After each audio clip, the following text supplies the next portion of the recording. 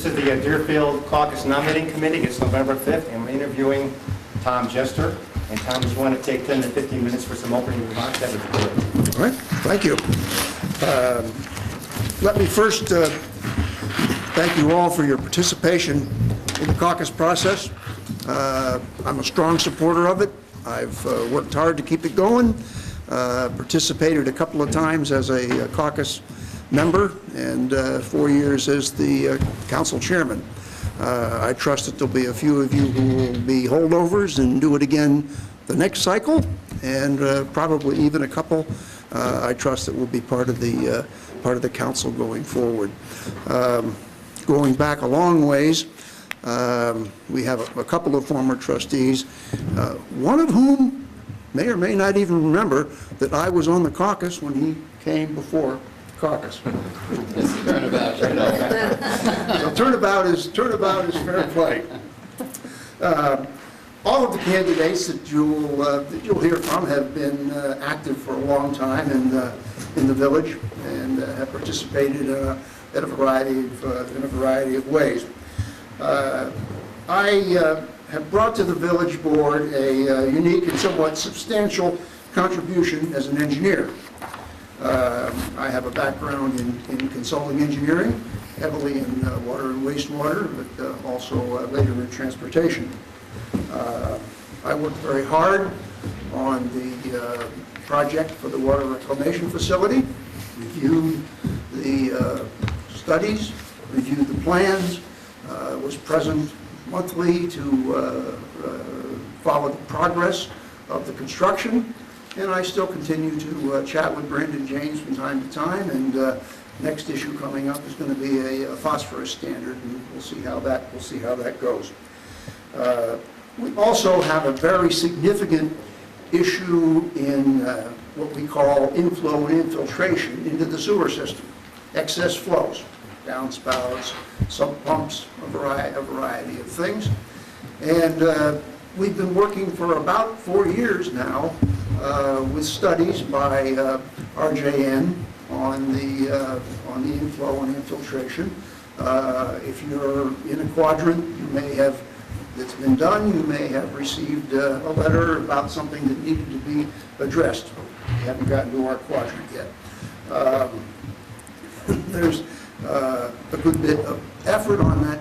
One of the assumptions in the design of the water reclamation facility is that we will bring down the peaking factors, and also eventually we will have to deal with the issue of the overflows at Warwick Pumping Station and at the Deerfield Road Station. We've got major roadway work coming up in the next few years. As you may know, the budget has a substantial bond issue for major road work, which very significantly includes a lot of both water and sewer work.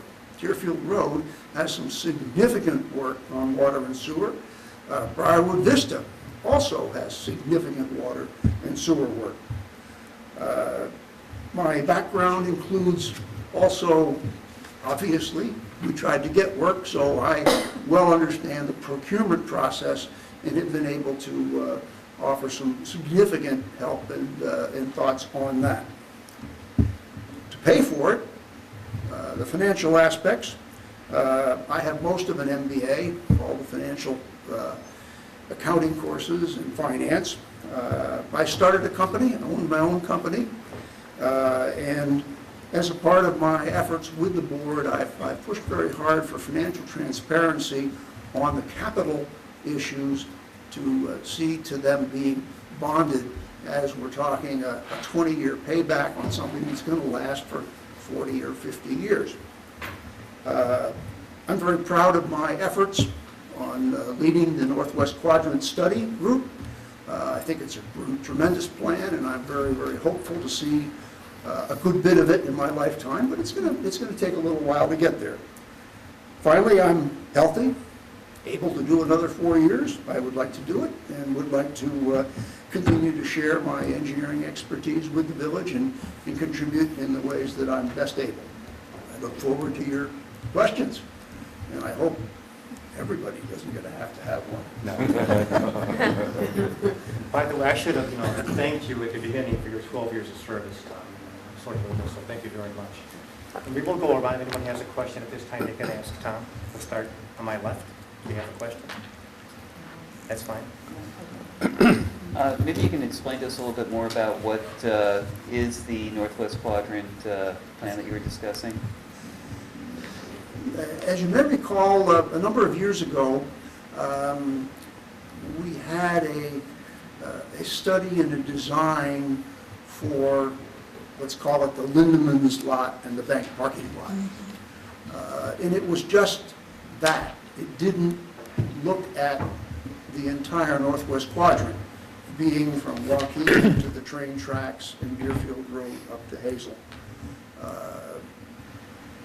I was disquieted that we weren't looking at that whole public space as an entity and addressing it that way. So I kept poking and poking and poking, and eventually the mayor said, yeah, we do need to look at the whole Northwest Quadrant, and you've pushed hard enough, so go ahead, lead a task force. And we did constitute a wonderful task force. All of the interests in the Northwest Quadrant, every single one, was represented by a couple of persons, and we had an excellent task force. It was a real significant study, and you will find the study on the village website in excruciating detail, but also with a lot of renderings, and it's a very exciting thing. So is this going forward? Yes. The next step is going to be, the board referred it to the Plan Commission. It hasn't gone to the Plan Commission yet. It should within a relatively short period of time. We're still looking at some things with the Presbyterian Church. Once that's resolved, it would go to the Plan Commission. Plan Commission goes back to the board, says, okay, this is fine, and it would be adopted as an amendment to the comprehensive plan. Beyond that, it's quite a few $1 million. And, So that's what it would cost? yes, quite a few. What is the biggest obstacle according to you? What is the biggest obstacle according to you for it to go forward a little bit faster? Well, ultimately, it's the cost, but the whole intent is that it be part of the plan, so that as things are done in the Northwest Quadrant, they're part of a larger plan and they're consistent. There's no way we're going to eat the whole apple at the same time.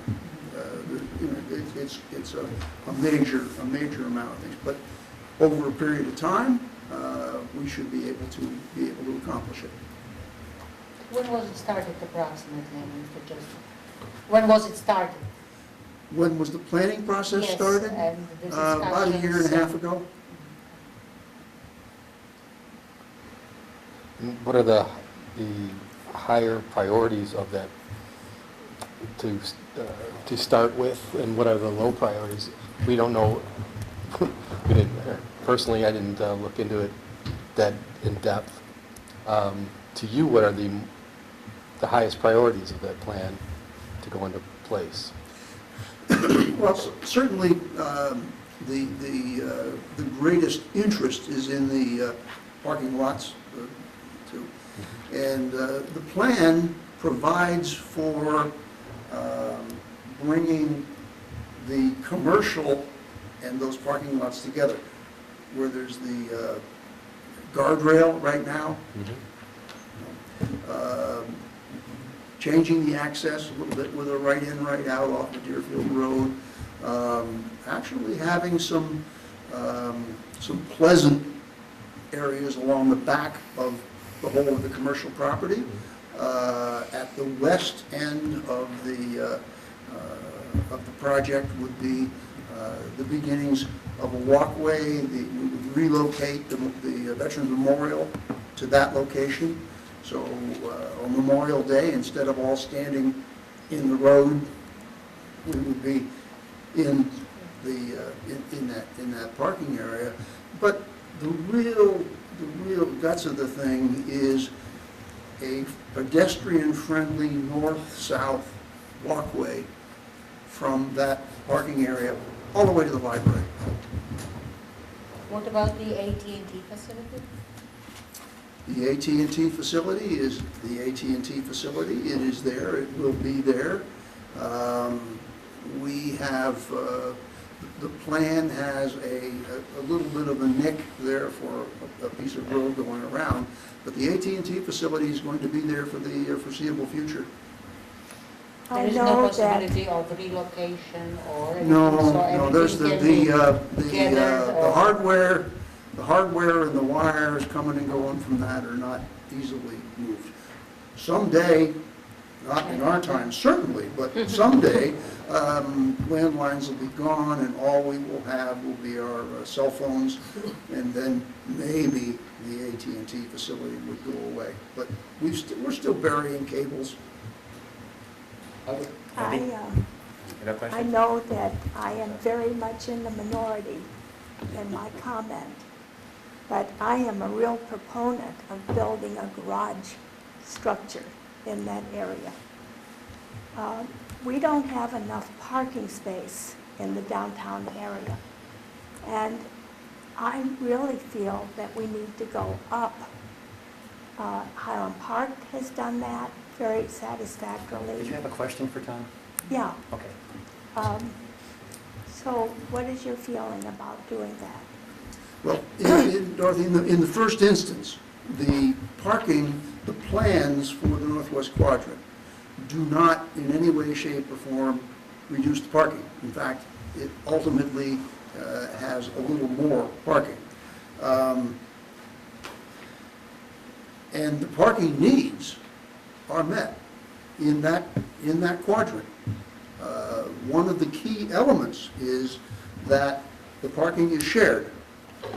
Church, Park District, library, the village, the commercial areas, all share the parking. There have been very significant parking studies. There have been taping of the movements over weeks of time. The parking is quite adequate. Liking multi-story parking, well, we have one place in Deerfield where we have multi-story parking, and that's under Wonder, or former Oh, Wonder. And as you may perhaps know, underground parking is not popular with women. They don't like it at all. Tom, getting to the northeast quadrant and the water, I know that there's been a problem there. And can you tell me what's likely to happen? Well, right now there is a design, has been authorized by the board for reconstruction of the roads and the increasing of the drainage in the northeast, or North Avenue area, the areas that have been prone to flooding. I understand there's some question about crossing Deerfield Road. The culvert is not very large. To do that would be a large expense, and that would cause more flooding back up rather than sending the water down. There was nothing in the study that was done that suggested that was a bottleneck, and I know that certainly along the middle fork there, there's a lot of areas that are in the floodplain, but that's not new. That hasn't been developed recently, and it hasn't been exacerbated. Over time, certainly the area in the North Avenue that has had flooding has been affected by north trails, where prior to the most recent or relatively recent ordinances, there were a lot of places where larger homes and more paved area contributed to more rapid and greater runoff. That has contributed to the difficulties in that North Avenue area. At the current time, and I'm not sure how far back, but I'm going to say at least 10 or 12 or 15 years, the village ordinances require that any construction not increase the runoff. But I have never seen an indication that bridge is a problem. Yeah, I know one of the residents down there, and they're saying that they are in the floodplain and they'd like to have a bigger culvert. But I Well, guess it's having a bigger culvert isn't necessarily going to fix the floodplain issue. I mean, the kind of thing that could make a difference would be if you had the Bannockburn retention basin revisited on the Middle Fork, as we have on the West Fork. Something like that, yes. Any other questions? Um, Yes. I'm wondering what your opinion is on the aging of Deerfield as far as the future plans. What do you think would be needed, or what do you think that you could be working with the Planning Commission as far as any type of rezoning for the neighborhoods for group living, or any servicing for older adults with disabilities, or challenging transportation for older adults that are living in Deerfield?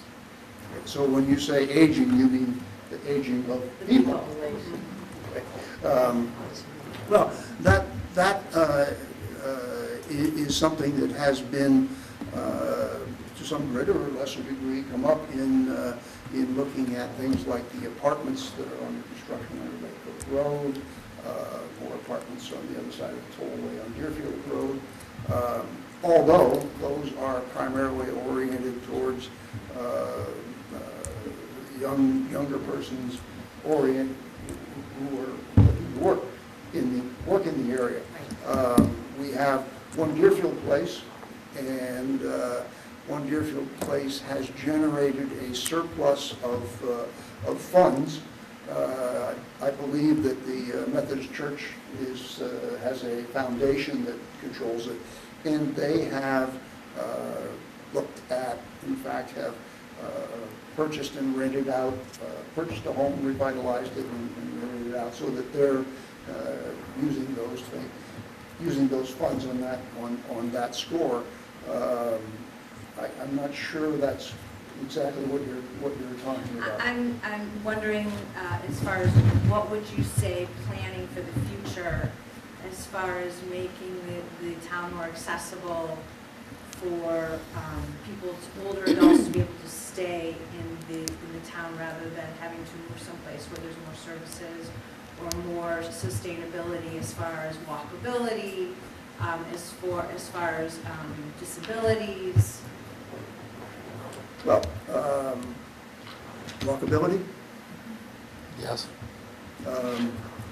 I think Jerry was instrumental in looking at issues of walkability, and we've addressed that. And certainly, as you know, all of the sidewalks are proper. We have a number of things that facilitate that, not the least of which is West Deerfield Township's going places. As you know, they'll pick you up from there. The village also has a taxi subsidy program for the elderly, and so those are things. If your question is the village thinking in terms of building something like another one Deerfield Place?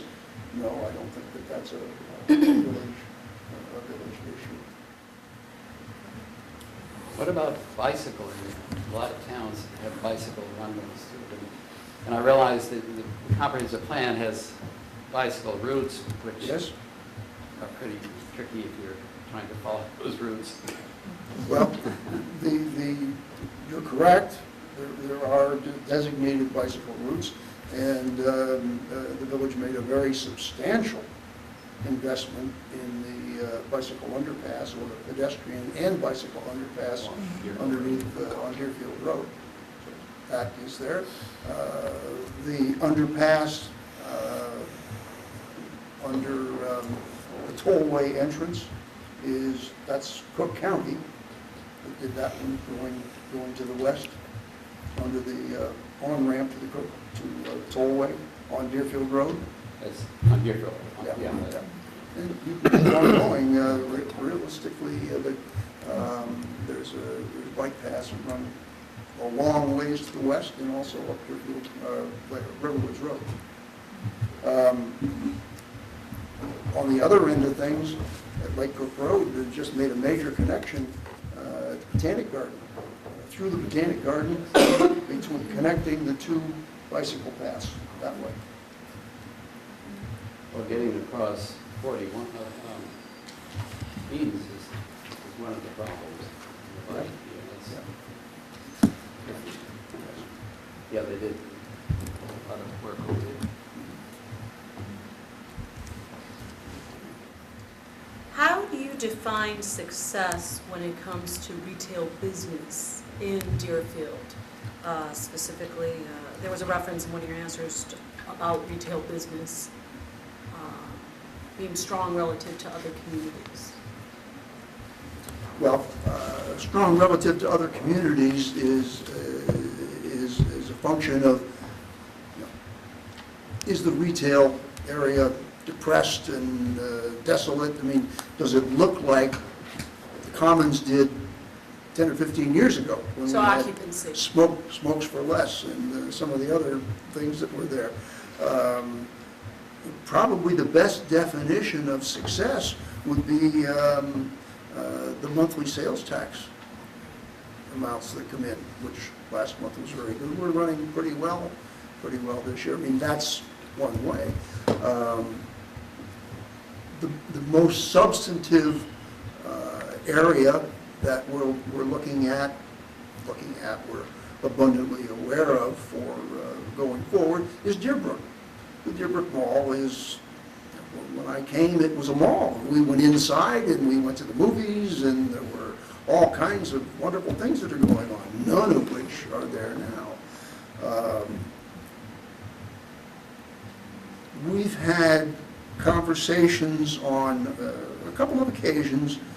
The management there has proposed significant changes, and we've entertained and discussed the possibility of tax abatements as an economic incentive. What they were proposing or what they were thinking about at the time, and this was actually about the same time that Wonder was painting the front of the building and putting up a sign, and Hope Sprang Eternal. But the rest of the program is to demall it, tear down the back, the theater, and all of that. And the village is prepared to participate in something like that. But it was about the time that it was starting to get somewhere, Jewel was sold. And Jewel's having a lot of difficulty trying to decide what they want to be when they grow up. The Jewel has we're the only groceries that can be there, which precludes a lot of other possibilities. The other major wrinkle in the thing is that the Wonder part of it, which is a huge, huge piece of real estate, is owned, no, it's leased by Sears. And Sears is paying about $1 million a year for that big empty store. And they've never wanted to be bought out of that lease. So I don't know whether it's 6, 7, 8 years, how many more, Sears has it. And, that's, to lease it to something that size, it's almost unthinkable that it wouldn't have a grocery component. And right now, Jewel has a, thou shalt not sell groceries other than Jewel. So there's a lot of things. I mean, you know, I'm pleased that I'm not an investor in that shopping center, but it's the major opportunity area in the village, and the village will facilitate, if you will, with some tax abatements or something like that, and then we would all love to see it be something of consequence. Can I follow up on that tax abatement question? Since we're talking about future trustee Sure. Jester, what is your thought process? What are you willing to give to get? And what exactly would somebody be asking for? 'Cause I do know that when the Great Indoors opened up that space, there was a tax abatement, really more of a subsidy, but there was a structure to it. So what is the structure that we need to know? And what is your thought process on making it happen, and what you would be agreeable to, you know, in that negotiation? Well, in the context of Wonder and of the grand plan that they've had for that, the concession that is likely would be a sales tax increment abatement up to an amount, and then was a sharing, and then up to an amount. I think that the proposals have all had limit up. There's a limit as to how much sales tax could be abated, but it's always been proposed and it's always been discussed in the context of the upside increment. If the sales tax coming is currently $500,000 a year, and what you do causes it to rise to $750,000 a year, well, okay, maybe the first $250,000 increment, we would abate that you could use that as something to feed your capital costs, and then the next $250 a share, but there's a defined limit as to how much that might be. Well, the reason I bring that up as well, and that's a good explanation, is when it was the Great Indoors, there was a sales tax number already in place from the previous tenant. You know, there was already a high amount. There was already Best Buy, and there was a high amount. Now, there's no Best Buy, you know, and there's no Wonder. So that number now of tax collected, sales tax collected for the village, is much lower. So would you be starting at that lower? Because what it was, we guaranteed that we would get that same amount. Anything above that amount, then the abatements or subsidies, as I like to look at them, kick into place. So in the first instance, the Wonder project is decidedly separate from the rest of it. The Wonder was a subcontract with Sears. So the entire, you're talking about the entire, now it's not just one part of the business, it's the entire mall, the entire Deerbrook Mall is looking for a subsidy to...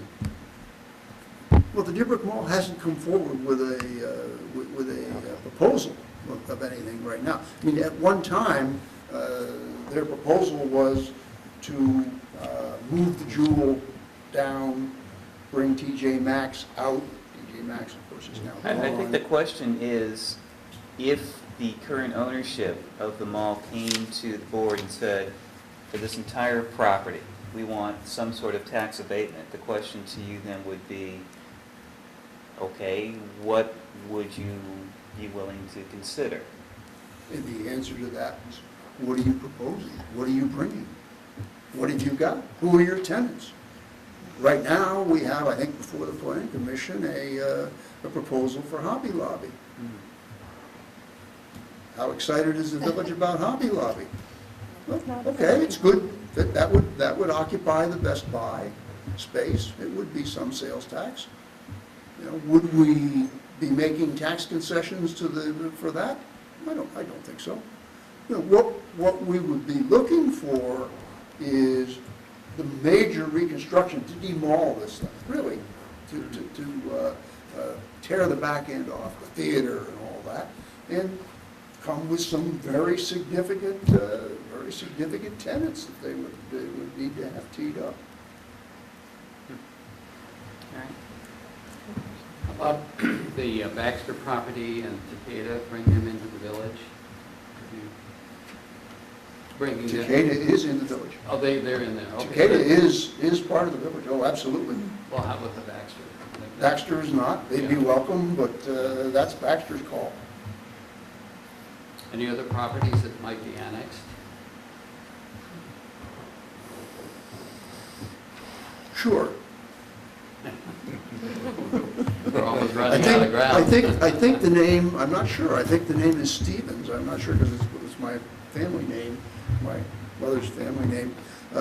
As you may or may not know, if you go left off of Deerfield Road as though you're going into the construction site for the apartments that are under construction right now, if you go left down the road there a little bit and turn right, there's two houses. One on the right, one on the left. The one on the left has the barn back there. And those two houses are not in the village. They're in the township. And the township maintains that road. It goes down there. So Aren't they the village would be- surrounded by the village? They're surrounded? not entirely. It's not something that we can't grab them, so to speak. I'm not aware. I think there's one street that goes into Lake Eleanor area there that's part of the township. Would Deerfield gain a lot by having Baxter in its fold? Sure. So why wouldn't the village then approach Baxter? But keep in mind, Baxter's already in the school district. Yes, yeah, they're in. And that's where the money is. Yeah. Okay, the increment to the village, yeah, that would be fine, but there's no, the village, to my knowledge, and I'm not practicing law, to my knowledge, the village doesn't have any hammer or any Leverage, wedge. yeah. I mean, Baxter's been there as long as I can remember, and, I mean, when I came to Deerfield, Walgreens wasn't in the village. The Volkswagen place across the street wasn't in the village. In fact, there was quite a lot there, but that's all now part and parcel. That new piece of land on Lakewood Road, it looks like a big mausoleum. That's a parking? Correct. A parking facility? That's apartments. That's going to be several hundred apartments. No, I know, but the great big concrete block structure. Yes. That'll disappear. What? It'll be surrounded by a building, Oh, by residential building? Okay. apartments. Oh, Yes. oh. Yeah, you'll know that there's multi-story parking, okay, Yes. when it's inside. And the same thing is under construction on the south side of Deerfield Road on the other side of the tollway there. There's another couple of hundred apartments. And that also has, in the middle, it has parking. Around it is apartments. So that great big gray building will disappear. Yeah. They swallowed up. Yes. I got to figure that out. I have a two-part question, maybe more philosophical in nature. What do you think Deerfield wants to be known for? In other words, if you could name 3 top differentiators that keep people living here and maybe even drawing new residents going forward in the next 10 years, what would be those 3? Duck soup. 1976, schools, schools, schools, transportation on the train line, and once here, Falcons hockey, DYBA baseball, family days, farmers market, on and on and on. It's a community that has all manner of wonderful activities for adults of all ages. Some of us here assembled come to the Patty Turner Center time to time. If you get the Patty Turner Center, some of us get the Patty Turner Center quarterly program. Stuff going on here all the time for the senior, the aging crowd. The things for children are wonderful. Park District is tremendous. The facilities and the accoutrements in the village are wonderful, but starts with schools. Are there any needs when you look at Deerfield compared to other North Shore communities that you would like to see? That you would like to what? If you look at Deerfield among other North Shore communities, are there certain needs or items that you would like to see in our community? Well, the thing I would like most would be some lakefront. But we couldn't afford it. We couldn't afford lakefront in 1976, and I can't afford lakefront right now. That would be nice. But you know, beyond that, if you look around, it's a very short hop over to Ravinia for the summer. It's a very short hop over the Chicago Botanic Garden. I mean, these are wonderful, wonderful facilities and things that are going on. I mean, they're tremendous, and this whole North Shore area is extremely welcoming and I think enjoyable. Image-wise, with the loss of the Berto Center, with the news that Walgreens may thankfully staying, do you see any other areas that you would want to see Deerfield known for? Perhaps corporate headquarters, smaller mid-tier companies relocating here? Well, a couple of wrinkles there. First of all, Walgreens is here. They're going to stay here. You'd probably be amazed at the list of corporate headquarters in Deerfield. I can't name them all, but I can tell you that you've got Beam and you've got something brands, Fortune Brands was the other. But there are, I can't name them, but I'll bet you dollars to donuts that we've got 20 or more corporate headquarters in Deerfield, all along Metro Park. It's a tremendous number. We've got Mondelez, we've got Takeda, we've got Baxter, we've got Walgreens. These are tremendous assets. The Berto Center is becoming extremely positive. The Bulls decided that they didn't want to live where Michael Jordan wanted to live in Highland Park, and we don't have Phil Jackson showing up for Christmas Eve services. But the Bulls want to live in the big village, and so they're going to the big village.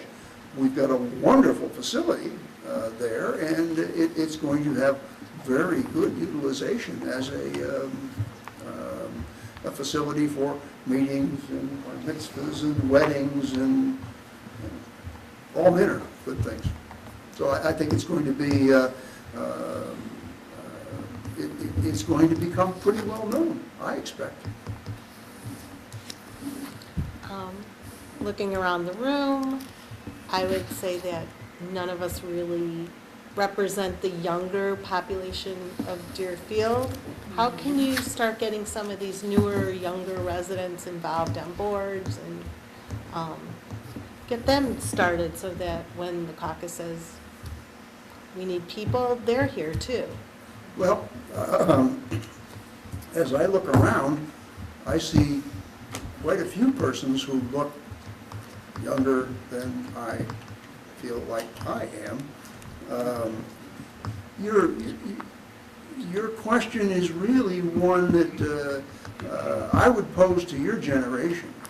They're younger than I am. The practical reality is that we have gone from mom at home to two-family incomes. And two-family incomes have decimated the moose, the elks, the lions, all the animals, League of Women Voters, AEW, all of the public or those groups have been in large measure decimated. Rotary hangs in there because it's a luncheon thing, it's a luncheon business thing. But at the same time, the Falcons, the DYBA, they're busy and they're active. I think you ask a good question. I've set an example. All three of my sons have participated in some place where they are in some kind of an activity. And I don't see that old people or older persons can fix the demographics of the way the world is today. And I certainly see and understand and to some degree rue that concern. I mean,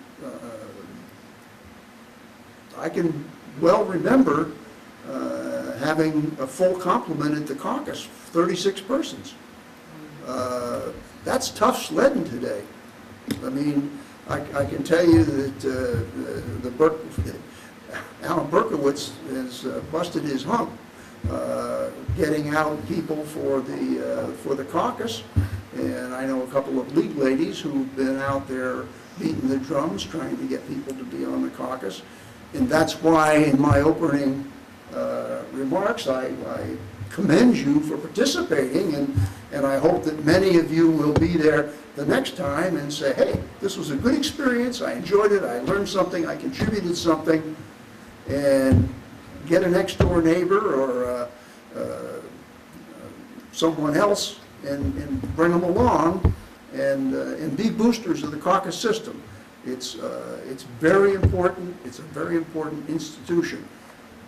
Good question. I can't fix the millennial generation.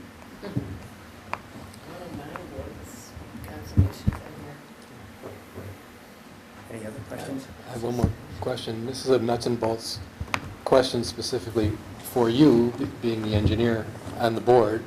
The pedestrian tunnel at Deerfield Road started with plans and financially one way and ended structurally different, from what I understand, and definitely financially different at the end. Meaning, it seemed that there were a lot of people that were surprised that it wasn't a straight flow through, that it now has an L curve to it. It can't be an L curve, but Yeah, it's got a jog. it's got a left turn, It's got a right jog turn, in it. depending where you're going. Yeah. At what point did you know about it? And being that we would hope that you'd be the overseer of engineering, financially, when did you find out that the village was going to have to kick in more money? And what did it end up costing compared to the initial bid? Well, it wasn't an initial bid, it was an initial, the initial study, conceptual study. From that point to when it was finished, I'm going to say it was at least 1.5, 1 3/4 times. It was a lot more. Probably the substantive issue there was what Metra would or would not permit. As you know, Metra owns the tracks. And there were two aspects to that. One was what Metra would permit, and the other was a very substantial cost for relocating utilities. There were a lot of utilities there. And what could be done, that was how it came out.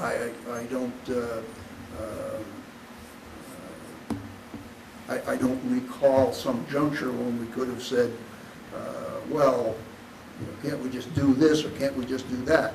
But it was a point in time, and it was definitely a discussion. Do we want to pull the plug on this? It's a lot of money, and there are those who think it's wonderful to be able to go underneath there in a bicycle or to walk under.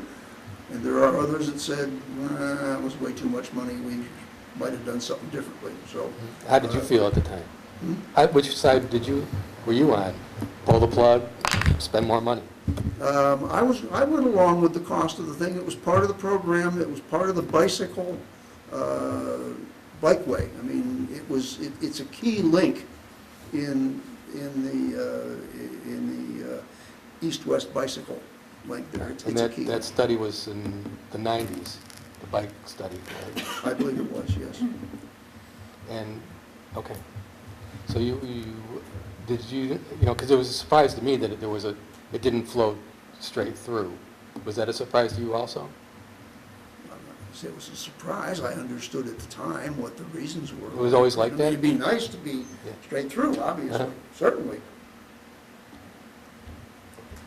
We're at the end of our time. I want to thank Tom again for coming and sharing your Thank you. thoughts and experience. Thank you all. Very much. Enjoyed Thank you, Tom. your Thank you. questions. Thank you. I appreciate it. Appreciate it, Tom.